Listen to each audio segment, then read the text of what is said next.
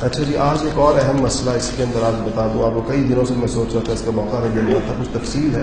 یہ کرسی پر نماز کا جو مسئلہ ہے، تو اس کی کچھ تفصیلات ہیں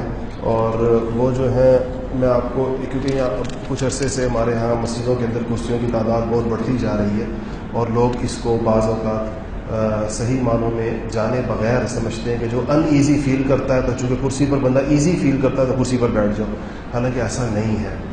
میں اس دن کہہ رہا تھا، بلکہ میں ملک صاحب سے کہہ رہا تھا، میں اس بات سے ڈرتا ہوں کہ جو کرسیاں مسجدوں میں آئی ہیں یہ تو بڑی مجبوری کے عالم میں آئی ہیں، ورنہ اگر آپ غور کریں تو کرسیاں اگر آپ بڑھا دیں مسجد میں تو مسجد بالکل چرچ لگتی ہے دیکھنے سے۔ چرچ میں ایسا ہوتا ہے کہ وہاں کرسیوں پر سب بیٹھے ہوئے ہوتے ہیں، اور تو مسجدوں کا تو اپنا ایک صف بندی کا ایک اصول ہے اور وہ مسجد کی ایک زینت ہے۔ ہاں، مجبوری ایک ایسی چیز ہے، کسی انسان یہ بات یاد رکھیں کہ پہلی بات یہ ذہن میں رکھیں کہ کرسی کا استعمال ہوگا ناقابل برداشت تکلیف پر، قابل برداشت تکلیف پر نہیں ہوگا، ناقابل برداشت تکلیف۔ اس کی مختلف شکلیں ہوتی ہیں، کون سے بندے سے قیام ساقط ہوتا ہے اور کون سے بندے سے جو ہے وہ رکوع سجدہ ساقط ہوتا ہے، تو وہ اس کی تھوڑی سی میں آپ کو دو چار شکلیں بتا دوں۔ باقی ہر بندے کو اگر کوئی مسئلہ ہو تو وہ اپنا مسئلہ مفتی سے باقاعدہ پوچھے کہ مجھے یہ مسئلہ ہے، یہ تکلیف ہے، تو میری نماز کی شکل کیا ہوگی۔ ہم نے یقین جانے اپنے بزرگوں کو دیکھا، اپنے اساتذہ کو دیکھا، اتنی مشقت سے نماز پڑھتے لیکن کرسی نہیں استعمال کرتے جہاں تک ہو سکے۔ ہمارے استاد جن سے ہم نے بخاری شریف پڑھی اور بہت بڑے بزرگ ہیں، ان کو ہم نے دیکھا کہ وہ یعنی ان کو دوسری رکعت کے اندر اٹھنے میں، پہلی رکعت سے دوسری رکعت، آج بھی اسی طرح ان کو دیکھتے ہیں کہ پہلی رکعت سے دوسری رکعت میں اٹھنے میں اتنی دیر لگ جاتی تھی بعض اوقات کہ وہ امام کے رکوع کا وقت بعض اوقات ہو جاتا تھا، وہ بہت ہل جل کر پوزیشن پر آ کر پھر کہیں جا کے کھڑے ہوتے تھے، لیکن کھڑے ہوا کرتے تھے۔ ہم نے ان بزرگوں کو بھی دیکھا ہے جن کو دوسری رکعت کے لیے ان کے دائیں بائیں دو بندے کھڑے ہوتے ہیں، وہ کھڑا کرتے تھے باقاعدہ، کہ وہ خود نہیں کھڑے ہو سکتے تھے لیکن ان کو کھڑا کیا جاتا تھا۔ تو یہ نماز کا بڑا نازک مسئلہ ہے۔ جو شخص کچھ دیر قیام کر سکتا ہے،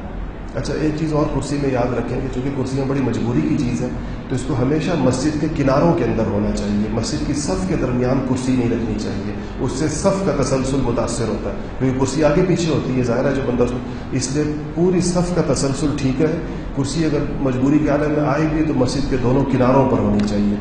جو شخص کچھ دیر قیام پر قادر ہے اس کے لیے ضروری ہے کہ جتنی دیر کھڑا ہو سکتا ہے قیام کرے، بعد میں وہ بیٹھ سکتا ہے۔ قیام کر سکتا ہے تو کچھ دیر کھڑا ہو جائے، جب تھک جائے تو بیٹھ جائے، جب اس کے بعد نہ کھڑا ہو سکے۔ اگر قیام کرنے میں شدید تکلیف ہے یا بیماری کے بڑھ جانے کا اندیشہ ہے یا تو ایسا شخص بیٹھ کے نماز پڑھ سکتا ہے، لیکن یہ تکلیف میں نے عرض کیا کہ ناقابل برداشت تکلیف کی بات ہو رہی، قابل برداشت کی نہیں۔ وہ تو ہم ٹھیک ٹھاک لوگوں کو بھی بعض اوقات تکلیف محسوس ہو رہی ہوتی ہے لیکن پڑھی جاتی ہے۔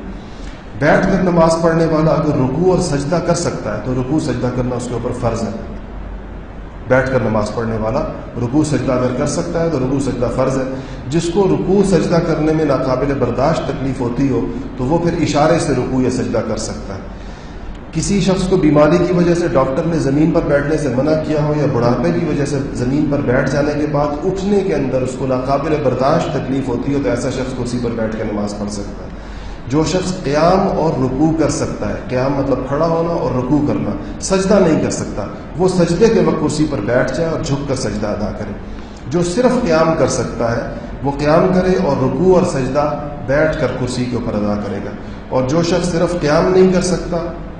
رکوع اور سجدہ کر سکتا ہے، وہ بیٹھ کے نماز، زمین پر بیٹھ کے نماز پڑھے گا۔ اور جو شخص قیام اور رکوع دونوں نہیں کر سکتا، صرف سجدہ کر سکتا ہے، وہ کرسی پر بیٹھ کر نماز پڑھے گا اور سجدہ وہ جو ہے وہ زمین کے اوپر کرے گا۔ اور کرسی کے جو پچھلے پائے ہیں وہ صف کے برابر ہونے چاہیے کرسی اس ترتیب سے۔ بعض لوگ کرسی پر اس طرح بیٹھتے ہیں کہ وہ اپنے آپ کو صف کے ساتھ برابر کر دیتے ہیں بیٹھی پوزیشن کے اندر، یہ نہیں بلکہ ان کی کرسی کا جو پچھلا پایا ہے وہ لوگوں کی ایڑیوں کے ساتھ برابر ہوگا اور صف کے آخر کے اندر ہونا چاہیے، صف کے درمیان میں نہیں ہونا چاہیے۔ جمال الوجود بذكر الإله وتصفو الحياة بنور هدى، جمال الوجود بذكر الإله وتصفو الحياة بنور هدى،